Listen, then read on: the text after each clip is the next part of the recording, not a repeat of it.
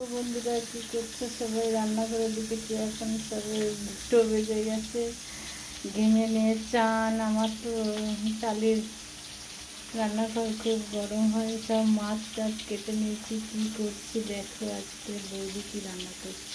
ফিস হচ্ছে, কী করে বানাচ্ছি দেখো। চিলি ফিস, টমেটো সস, যা মশলা দেওয়ার দেবো, সস,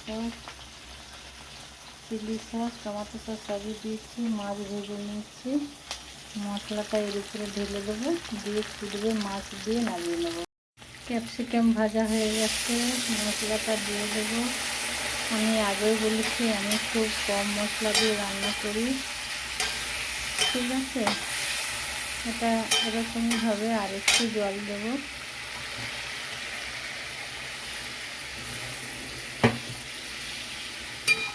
এটা চিলি, এই জন্য মশলা কষার কোনো দরকার নেই। কাঁচা মশলা আর চিলি সস এগুলো সব এক জায়গায় হয়ে একটা সুন্দর গন্ধ বেরোবে। মাছের কালিয়া হলে মাছ মশলা কষালে ভালো, আর চিলি ফিশে মশলা কষাতে হবে না, সুন্দর একটা গন্ধ হবে।